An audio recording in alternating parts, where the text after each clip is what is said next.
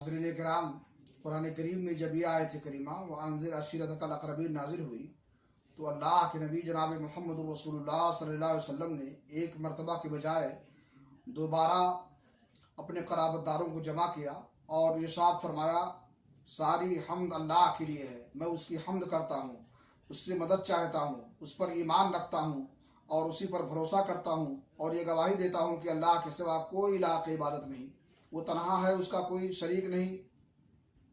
फिर आपने फरमाया, रहनुमा अपने घर के लोगों से झूठ नहीं बोल सकता, उस अल्लाह की कसम जिसके सिवा कोई माबूद नहीं, मैं तुम्हारी तरफ खुसूसन और लोगों की तरफ उमूमन अल्लाह का रसूल हूँ। अल्लाह की कसम तुम लोग उसी तरह मौत से दो चार होगे जिस तरह से सोते हो और उसी तरह उठाए जाओगे जैसे सोकर जागते हो। फिर जो कुछ तुम करते हो उसका तुमसे हिसाब लिया जाएगा। इसके बाद या तो हमेशा के लिए जन्नत है या हमेशा के लिए जहन्नम।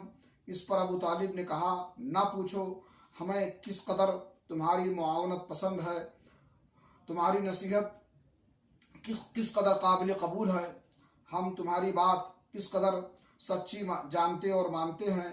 तुम्हें जिस बात का हुक्म हुआ है उसे अंजाम दो। मैं तुम्हारी मुसलसल हिफाजत व इआनत करता रहूँगा। अलबत्ता मेरी तबीयत अब्दुल मुत्तलिब का दीन छोड़ने पर राज़ी नहीं है। अल्लाह रब्बुल आलमीन से दुआ है कि अल्लाह ताला हमें सीरत नबवी में अपने आप को ढालने की तौफीक अता फरमाए। वाखिर दावाना अल्हम्दुलिल्लाहि रब्बिल आलमीन।